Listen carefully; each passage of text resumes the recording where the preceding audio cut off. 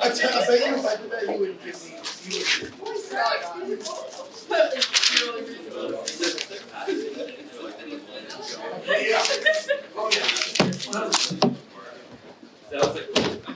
All right, class. Today, the quiz solutions are up, right? The quiz solutions are on OneNote. Did anybody check or not? You didn't check. We had an exam today. What class? Signals and systems. How'd it go? This is like differential equations. I think it's the type. One of those types. Okay. Anyway, well, so we have done the basic Biot-Savart law, and we talked about from a differential current, how you get the differential magnetic field, then the total magnetic field based on an integration. And then we did the magnetic field from the standard, really the canonical shapes, an infinite line, or an infinite sheet, or really a cylinder when we used Ampere's law to do it. Y'all with me on this class? You did Ampere's law. Now, are there any questions about, if you had a test, probably not many, but any questions about any of the things with Ampere's law especially? I'm asking because Ampere's law is very, very important, and you will be getting quizzed on it. Do you remember what Ampere's law is in a nutshell?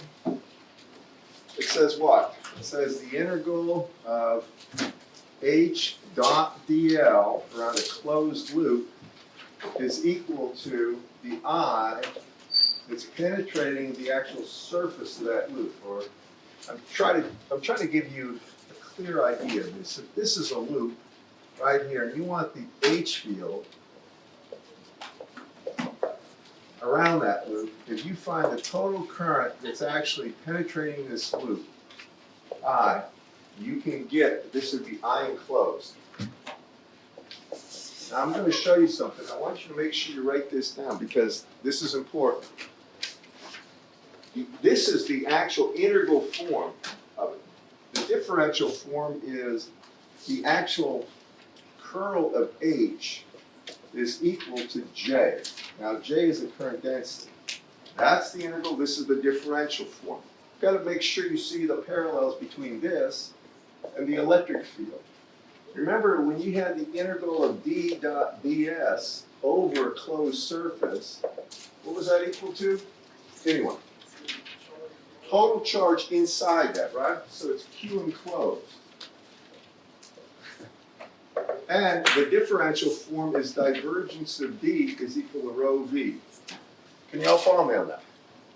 Now the difference is obviously there, it's a dot product. Here you actually have integral of H dot dl is I enclosed, and that's not a surface, that's a line integral. But the curl of H is J, where the divergence of D is rho. Y'all with me, class? This is important that at least you appreciate how things are related, the similarities, more or less, how you should think about things. Differential integral form of both the the D field and the H field. Now, we talked about Gauss's law, Ampere's law for the standard shapes. Y'all remember that? Can I give you some problems? I want to do a couple of these things, and I want to, at least one or two. I know you may have had an exam, but this stuff, folks, if you don't keep up with this, gosh, it just overwhelms you. I'm leveling with you now. Some people are really good at, they can get by with not a whole lot of effort until towards the end of the course, and then they get smoked unless they do it. But I want to tell you this. If you look on page 281 in problem 423, now this is sort of a classic approach to doing these problems. What he says is this. This is 423. I think I assigned this, didn't I? How many actually tried that? Anybody? Well, at least you're honest. I wish you did. So here's what he has. He's got basically a toroid. And for this one, just check this.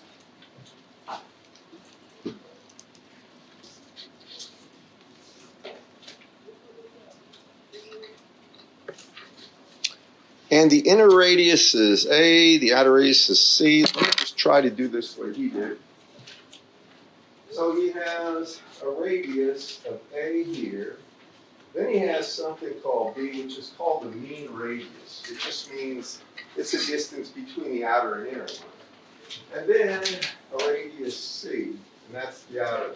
Y'all with me, class?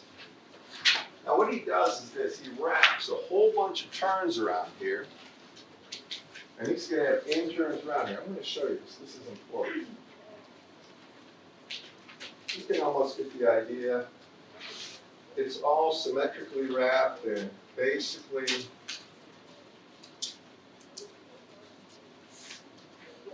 as such. So we're assuming it has n turns that are wrapped around this. You all with me, class? Now, you got n turns. We're going to put a current I through here. And if you think about it, so I in, this I out. This is a toroid. How many have seen these toroids? All right, I don't know where you saw them in lab and stuff. Toroids are used for common mode chokes. They're used for several different things, but it's just a standard geometry. So if you have that, and what I'm after is the H field right here. I want to know, I'm sorry, not B, but H. The H field right here in between the inner and outer radius. Now something else I've got to say, he's assuming that this has a cross-sectional area that's circular. Can you all follow me, class? How many understand this? All right, now pay attention to this. This is the kind of reasoning you have to be able to do on problems, especially on the final, but you'll get this more probably in the next quiz for problems like this. So when we do this, we're going to make a few assumptions. One is, imagine this now. Suppose you slice this right in half so that, and you separate it. Think of it as a donut. You slice it right in half, so half the donut's this way, half the donut's this way. And you have this. You basically have something where, again, inner radius A, outer radius C, and the middle radius is B, but that's fine. So now what we have is a whole bunch of current segments that have, and I'm just putting current going into the board. By the way, in case, I don't know how, I think you guys know this, but if you're talking about whether a vector is into or out of, if you see this, that's coming out of the board. Think of an arrow being shot at you. All right, if you look at the arrow, and suppose it's just a target arrow, and you see the actual tip first coming out, it would be coming out. This is coming out of the board. This would be going into the board. So think of an arrow piercing that thing with feathers. Y'all follow me on this, class? Or electric cross. That's going in. Y'all, have you seen this notation before? It's standard. I think you got it in your math courses and physics, but I'm not sure. So with this one, I got all the current into the board, right? Now, do y'all agree if this is a tightly wound situation where all these coils are tightly wound, that we have a lot of coils, and basically it's cylindrically symmetric. How many see these? If you only had one or two turns, you couldn't make that really that approximation or that assumption. So now if you take a look at this, and I go and I say that the integral, I get a different marker. I have the integral of h dot dl around the closed loop is I enclosed. All right, now that's just the amperes law. And let me throw that one over here. Can everybody follow me on this? Can you all see it in back too, by the way? Everybody? Now, if you look at this, and this is something you're going to just have to appreciate. When you take a look at this, you see how all the current's going either in or out of the board. You with me? So if you take your right hand, and you put your thumb in the direction of the current. Think of how I had like a current element before just going down and then current coming back. Go with me? So put it in the direction of current. I have it going into the board. Your your thumb, because of the symmetry of the situation, your thumb going into the board, your fingers on your right hand will curl in the direction or point in the direction of the H field. So the H field is really going to be in this direction. That's the H field. You all see that, class? Now I'm going to call this the measurement, where this would be rho. It's going to be the radial distance from the center of that toroid. Can you all follow? Now, follow me on this. If you take a look at the integral of h dot dl on this side, and there were several problems I gave you. Please do the homework before next class, because the quiz on Friday is going to rely on you having an understanding of this before you see the next section that I get to. It's really important to have an appreciation for this. So when I look at h dot dl, you all agree that h field will only, the magnitude will only be a function of the radial distance rho. How many see that? Because of symmetry. Do you all see it or not? Do you see it back there? I'm trying to make sure I'm clear about this. So that means when I have h dot dl, well, what would h dot dl be here? It would be the h field times the circumference, or this would be what? It would be 2 pi rho h phi. How many see that? Remember that from before class? Just tell me, do you or not? I'm trying to make sure I'm not losing anybody here. Y'all with me on this? All right, that's just the perimeter. 2 pi rho is the circumference of perimeter. And then over here, how much I is enclosed? This is where people mess up, or they potentially mess up. Well, I have n terms, right? Correct, class? And each one of those terms carries a current I. You with me? So the total amount of current going into the board would be n times I. How many see that? Just think about it. Each one of those has I current, right? And there's n of them. So it'd be Ni. And that means H phi here would be Ni over 2 pi rho. Now it will be in the phi direction.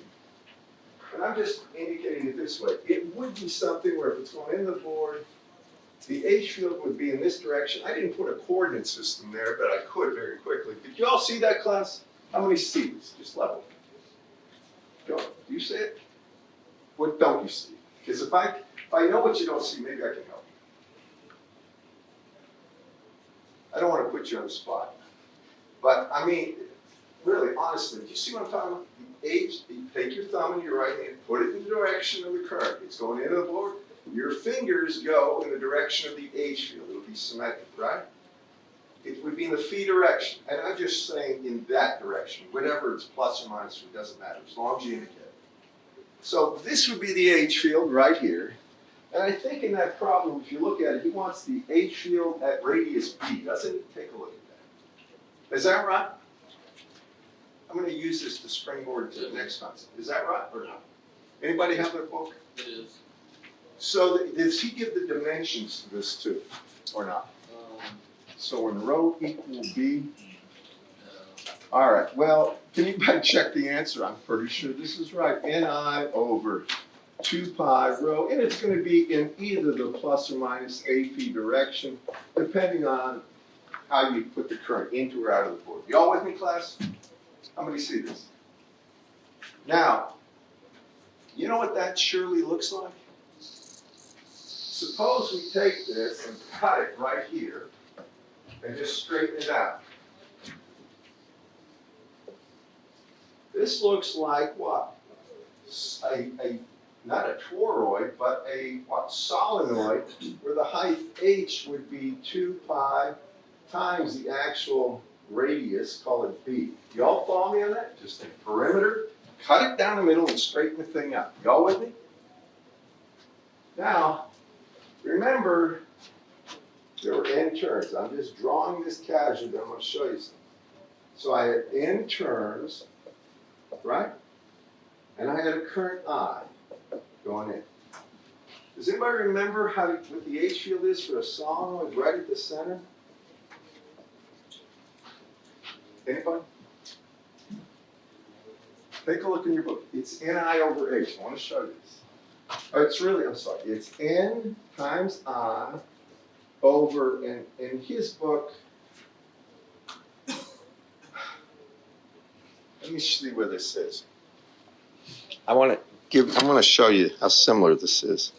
So,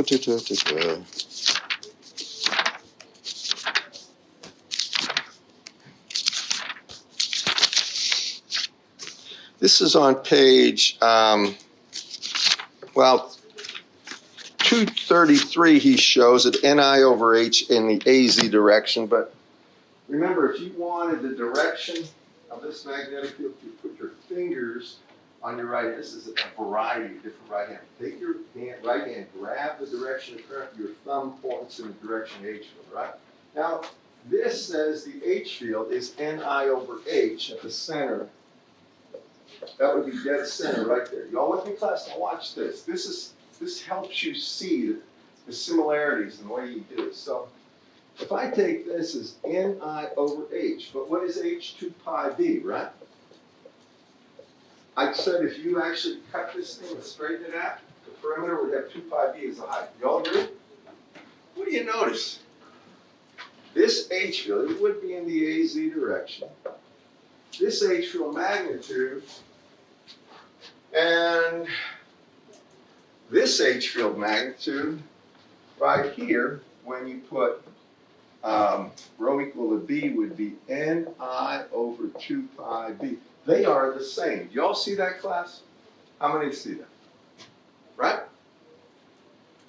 And that will give you some insight in the way to do these problems. If you have a solenoid or a toroid, and you want the H field in the center of the solenoid, not at the end, the actual H field will go down to half that value. But I'm not going to spend too much time on that right now. The easy way to do it is just take that, cut it over the length, Ni over H. That's a common thing that you'll learn to appreciate and know. Y'all with me, class? I'm trying to show you some of the similarities and things you see. Now, this is the next thing. We've done Ampere's law. Even though you didn't do the homework, please do it. But from Ampere's law, we can calculate something called the magnetic flux and then the inductance. Y'all with me? Now, this is real important. You know inductance. You've had circuits. You've probably had inductance in many courses. Inductance and capacitance are something, as electrical engineers, they're basically used everywhere. And they're used to just reflect the behavior of certain components. So the next thing I'm going to do, leave that up here. Actually, let me get rid of this one. I'm going to come over here and see if I can help you with a couple other things. So next, I'm going to talk about really something called the B field. Now, B is equal to mu H. The B field is the magnetic field intensity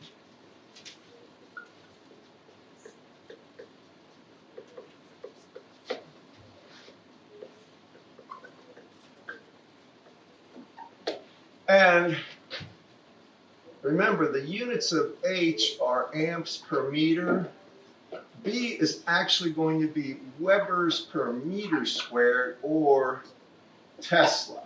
How many remember seeing or hearing about the B field and the units? Anybody? Now, if you haven't done it in a while, it'll seem a bit foreign, but it should bring back the memories quick. Now, I put the B field as mu times H. Mu is the permeability.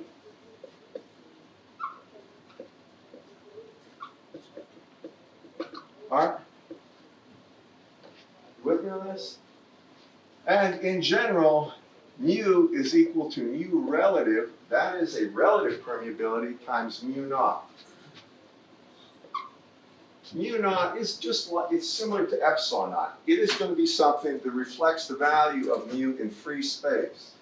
And mu is really 4 pi times 10 to the minus 7 henries per meter. In your book, if you have your book, you can take a look on, let's see, try to find out exactly where this is.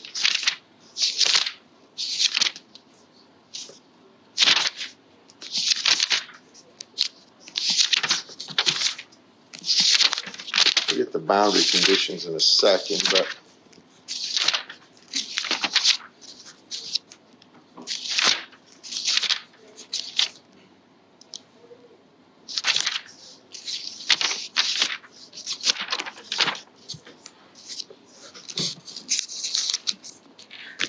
this is on page 238, and he gives mu for a bunch of different materials. Now, I'm going to try to make sure you see this.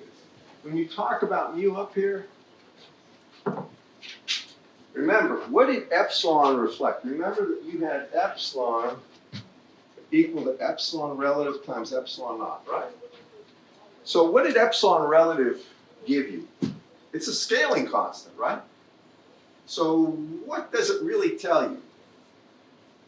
Well, remember, I want to make sure that you see this clearly. When you talk about the the electric energy density, remember me talking about the electric energy density some time ago? How many do? Just curious. All right? It's equal to 1/2 times epsilon times E squared. I'm showing you that for a reason. Do y'all remember something like that? You're going to have to know this very well for the final or for other stuff. All right, now epsilon relative, that's the energy density. That's in joules, right? It's in joules per meter cubed. With me? So if you have a given capacitor, and I'm just trying to show you, this is magnetic energy, electric energy. If you have a capacitor with a voltage on it, you get an electric field between these two plates. E is equal to just V naught over D. Y'all with me? So if you put a voltage across a capacitor, that's the actual value of the E field. Everybody follow me on this, class?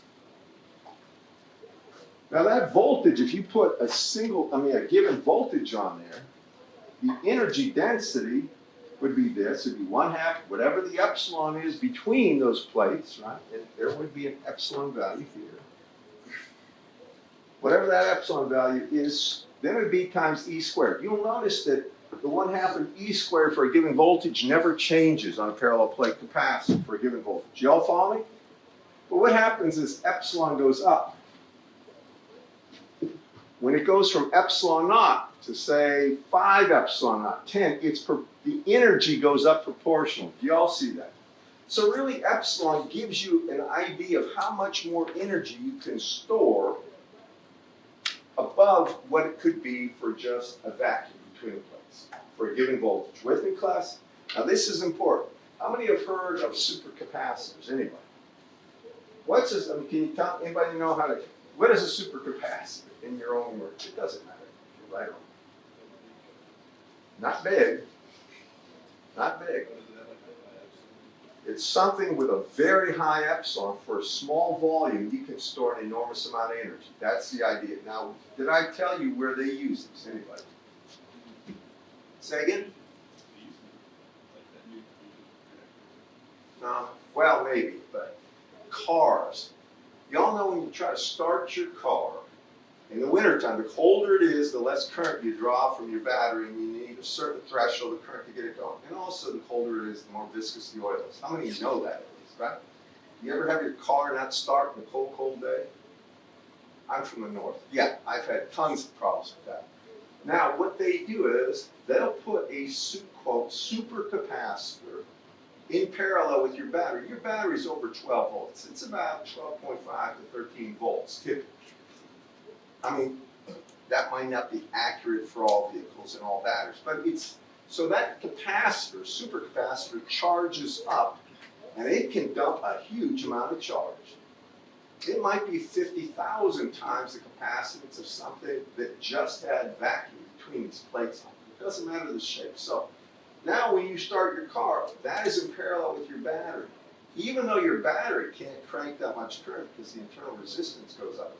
That thing will dump everything and you can start right away. There's other reasons for that, but supercapacitors require these materials. They call them exotic. They're materials that are,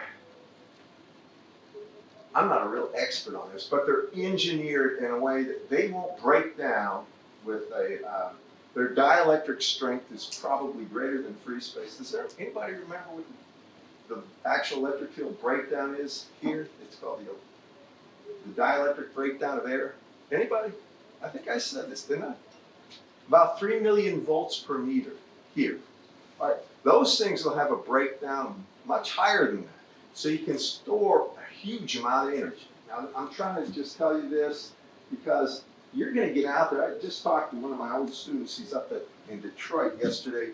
He's working for GM, and he's getting run around because they're trying to get him experience in all areas. But he had to do a lot with electric vehicles and batteries, right? Lithium ion, all that stuff. This is one of the things he's been exposed to, and you will too if you're going to work in an area that has to do with any type of,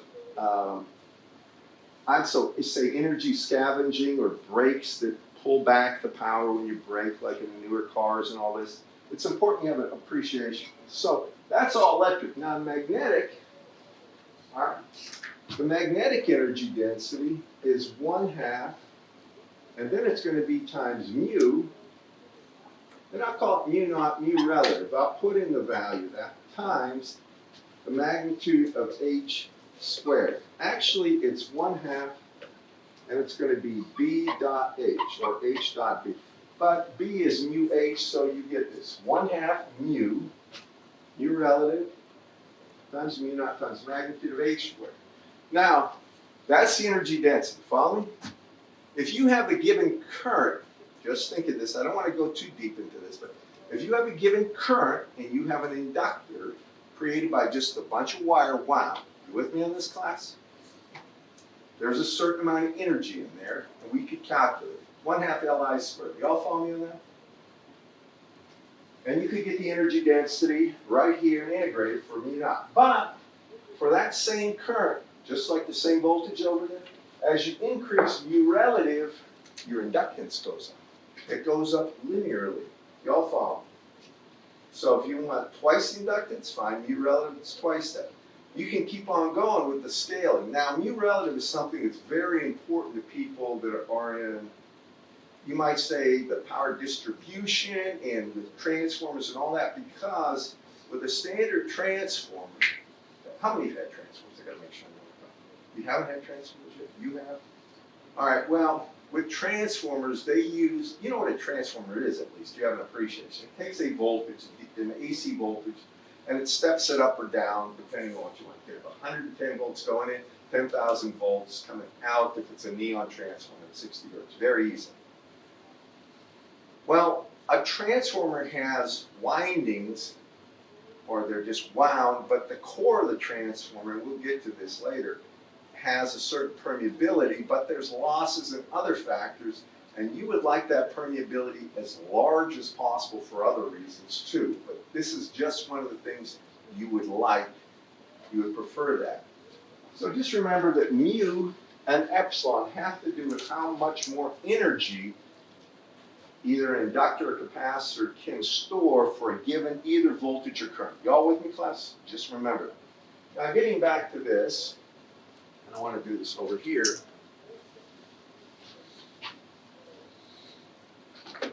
When you have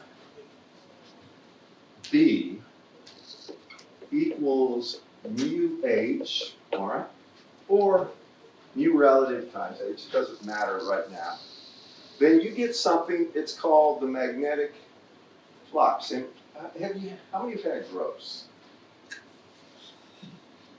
I'm reluctant, I don't really want to.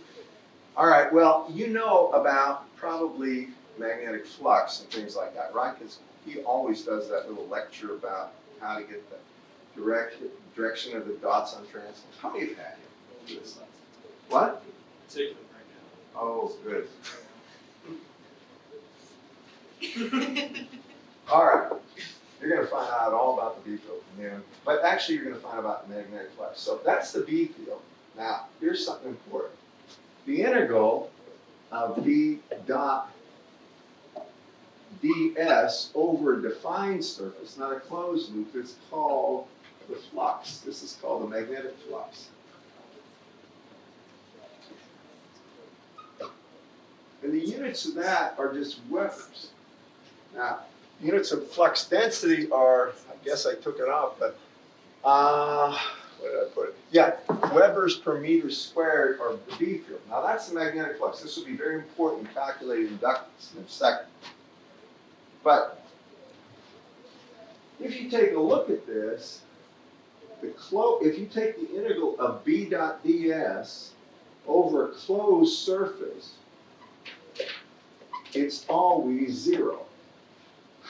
Now, that is the integral form. If you take the differential form, it says the divergence of B is equal to 0. I have a question for you. I want to see if anybody knows.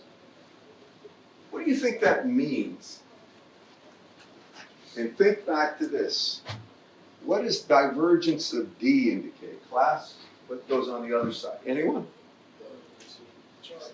Charge density, right? Rho V.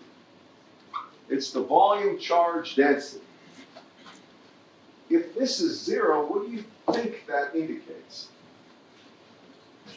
No magnetic charge. This is very important. Remember, there's current, right? And current causes the H field. But there is no such thing as a monopole or stacked chunks of magnetic charge in the macroscopic world. How many of you knew that? If you had physics, a good physics teacher, you probably remember it. That's really important. That's 0. No magnetic monopoles. Now, I want to just be frank about this. When you talk about these people over in Europe that do the super collider, the CERN reactors and stuff in France, and even at Cornell, they have I've been there one time to see it. They have one of these cyclotrons, giant magnetic loop where they accelerate particles and smash them into each other, and then they have these bubble chambers, and they can see what comes off. Apparently, there are magnetic charges that exist for maybe femtoseconds. There's just time intervals that are almost negligible. Right? Just for a second, you can rip them apart. But you're getting down to quarks, charms, and stuff that I know little about, don't care about. If you all understand what I'm talking about, this is, if you take like a neutron or a proton and smash it up, there's these little particles. They keep on getting smaller and smaller. They're trying to figure out more and more about the most fundamental parts. Anyway, they will exist just for an instant that is so small it doesn't matter. But in the macroscopic world, there are no magnetic charges, so it means the magnetic charge density is defined as 0. You can't have it. You can have a fictitious magnetic charge density that we'll talk about maybe later, but that comes later just to solve problems. So remember how I talked about images? Remember? The image, really, there is no image charge under the plane, but it's very useful to calculate the actual fields above a plane if that's what you're after. Well, there are fictitious magnetic charges we use, and that's in graduate school to solve problems. But I'm going to leave it alone for now because of confusion. So that's the case. Now, I'm covering several things, and I'll make boundary conditions later. When I take a look at this, so far, big deal. All right? It's like, so why are you done this? Because we can get inductance from this. Now, inductance in general, and I think everybody understands that term, inductance, right? You all understand there's something called self-inductance. That has to do with how much energy a given inductor has inside. You all follow me on that. It's 1/2 Li squared. But then there's something called mutual inductance. How many have heard that term? Mutual inductance is how much inductance is caused between one coil and another coil that are near to each other. And I'll get the equations down in a second. But in either case, when you talk about inductance, the first thing is you talk about the magnetic flux that couples the circuit. I'm going to try to do this clearly. Suppose we have just a circuit here and a circuit here. Call this 1, call this 2. All right? A magnetic flux that is created by circuit 1, say it has a current I1 here, and we'll get to this in more detail in a second, created by circuit 1 that actually couples to circuit 2, 1, 2. So I'll say the magnetic flux in circuit 2, that's important, and that would really be just the integral of B dot ds over the surface area of 2 right here. And I've got to give you I've got to show this off in an exact way, but I'm trying to just be clear about the idea. Once you have that, if you want the inductance, mutual inductance, sometimes it's called M. This would be mutual inductance.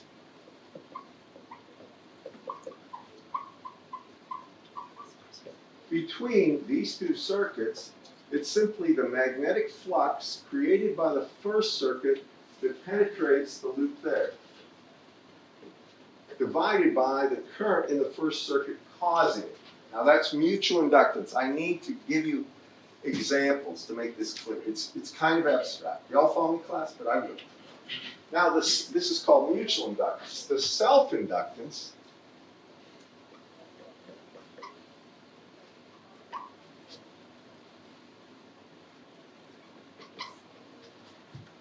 and I'll call it L sep, is really going to be the actual magnetic flux that would be penetrating this surface, which would be where the current is creating it, divided by the actual, and this would be in 1, divided by the current in circuit 1. This is the self-inductance, and this is from the standpoint called flux coupling. I want to do this problem. It's a classic. You've had inductance in physics, right? This is kind of the classic problem. That's the reason I chose this one. So if I take a look at that problem and I want to find out what the self-inductance of this is, here's how we get it.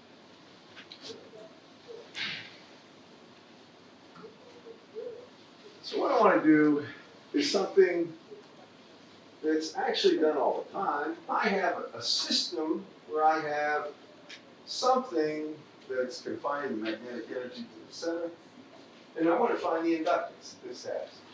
Got a current going in there? So really this is what I'm after. I want to find this inductance for this circuit. If I have I coming in and out, I want to know what that inductance is. Okay?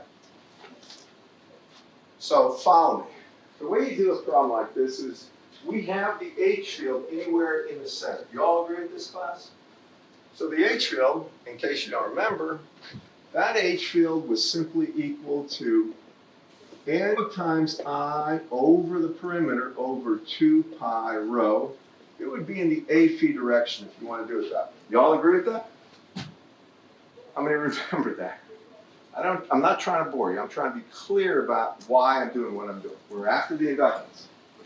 So that means the B field would actually be what? Mu, whatever mu is, times N times I over 2 pi rho in the A phi direction. Now, do you all agree with that? Y'all follow me? I'm just multiplying by a scalar constant. And if we assume this, if we assume that the actual value of mu in here is much greater than mu naught, I can assume that the magnetic field is primarily confined to the inner part of this. I'll have to justify that in a bit.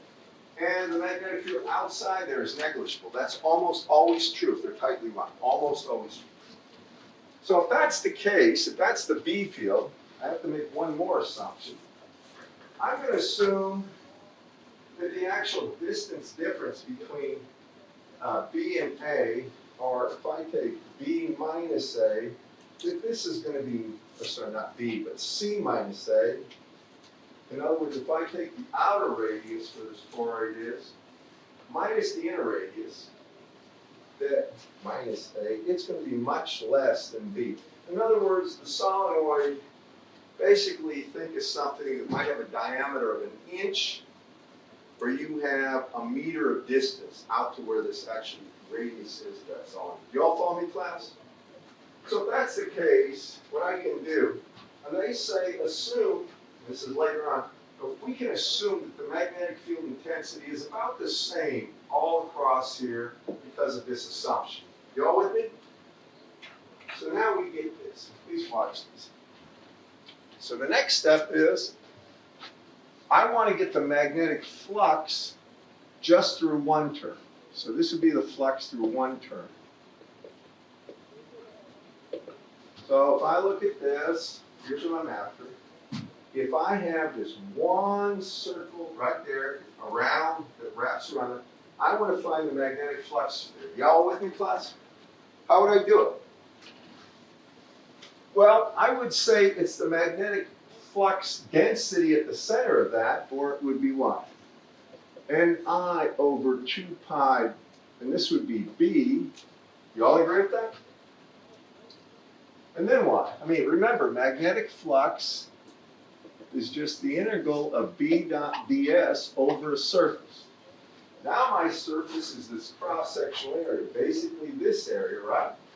I'm assuming the B field's a constant. You'll notice that the B field is circulating this way. My area is really perpendicular to the B field. Y'all follow me?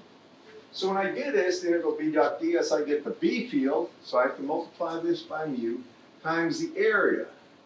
Well, the area would be what? Pi times a squared, correct, class? A would be what? C minus A would be the diameter divided by 2 squared. So it's going to be C minus A over 2 squared. This is the area, cross-sectional area. Can you all follow me in that, class? Can you see it in the back? All right. Now, if you look at that, that's the flux for one term. We'll get to this in a second. Do you agree? But how many terms do we have? N. So we have to multiply that by N to find what's called a flux couple. How many remember hearing this from Dr. Gross? You do? You kind of, sort of? It's called flux couple. And the symbol usually is, it can be a lot of different things. This is the flux coupling. It's really just N times the magnetic flux that's coupled for one term. So for mine, I have N times this. You'll notice there's going to be proportional to N squared. Can everybody see that, class? This is N times the flux. Well, it's N times the quantity. Let me just write this down. Times the quantity Ni mu over 2 pi B, right? And then I get pi over 4, right? And then I have C minus A squared. And you can see what happens. The n's become squared for this, so then I get the flux couple right here.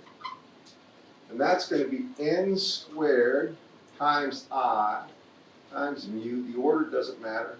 I have a pi up top, pi on the bottom, doesn't matter. So I have 2 times b downstairs, and then I have 4 right here, and I have c minus a squared here.